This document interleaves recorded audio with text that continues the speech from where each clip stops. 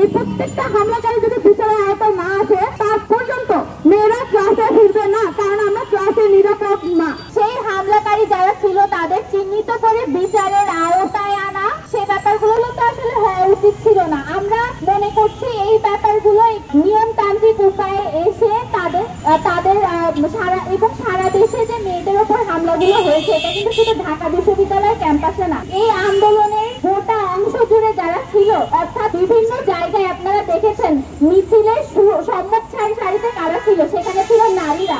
এবং বিভিন্ন জায়গায় যখন হামলাগুলো হয়েছে সেটি টার্গেট করে নারীদের উপর হামলা হয়েছে। অনেক জায়গায় আপনারা দেখেছেন আমাদের বোনেরা কত গুরুতর জখম ছিল, অনেকে মৃত্যুবরণ করেছে। কিন্তু আমরা যখন এই ব্যাপারগুলো নিয়ে কথা বলি, আমরা অধিকাংশ সবাই তাদেরকে ভুলে যাই। তো আমরা সেই ব্যাপারগুলো এখানে নতুন করে আমরা মনে করি এই ব্যাপারগুলো নিয়ে কথা বলা উচিত। এবং নারীদেরকে বিপ্লবের একটি অংশ হিসেবে ধরে নেওয়া হয়, যাদের দ্বারা আসলে বিপ্লব সফল হয় না কখনো। কিন্তু পরবর্তীতে যে নারীদেরকে নিয়ে ভাবতে হয় এবং নারীদের উপরে যে অন্যায় অত্যাচারগুলো হয় সেগুলো যে বিচার হওয়া উচিত, এটা সবাই ভুলে যায়। এই জুলাই বিপ্লবে দেশের বিভিন্ন জায়গায় জুলাইয়ের আগে জুলাইয়ের পরে মেয়েদের উপরে বিভিন্ন জায়গায় আক্রমণ করা হয়েছে, হামলা করা হয়েছে।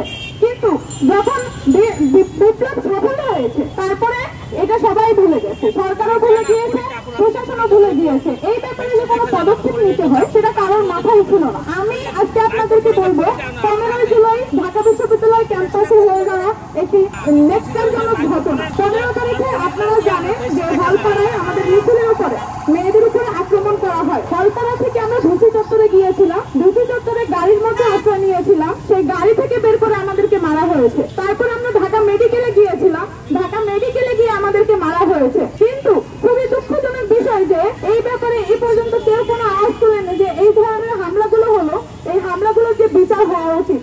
এবং তৎকালীন যে প্রশাসন আমাদের ভিসি ছিলেন, ভিসি বা প্রক্টর, তারা যারা কিনা আমাদের নিরাপত্তার দায়িত্ব নিয়ে এই ভিসি হয়েছিলেন, প্রক্টর হয়েছিলেন, তারা কোনো দায়িত্ব নেয়নি এবং পরবর্তীতেও যে বিচার করবে সেই ব্যাপারে তাদের কোনো পদক্ষেপ দেখা যায়। এবং আমাদের যে বর্তমান প্রশাসন তাদের পক্ষ থেকেও এমন কোনো পদক্ষেপ দেখা যায়নি।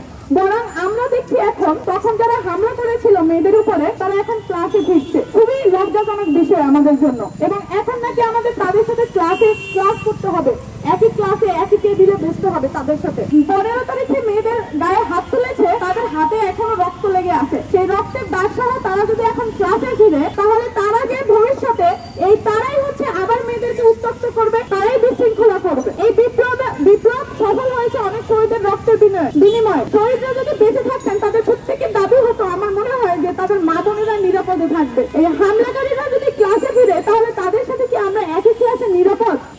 আমরা তাদের সাথে কি আমরা একই ক্যাম্পাসে নিরাপদ না। কাজেই তাদের সবাইকে বিচারের আওতায় আনতে হবে এবং প্রশাসনকে জবাবদিহিতার আওতায় আনতে হবে। এবং বর্তমান প্রশাসন কেন এই বিষয়ে কোনো সেই বিষয়ে তাদেরকে জবাবদিহিতা করতে হবে। এবং আমরা জানি যে এখনো কিছু শিক্ষক তাদেরকে প্রশ্রয় দিচ্ছে, এই হামলাকারীদেরকে প্রশ্রয় দিয়ে সহায়তা দিয়ে তাদেরকে ক্লাসে ফিরিয়ে নিয়ে আসছে। তাদেরকেও এই ব্যাপারে জবাবদিহিতা করতে হবে।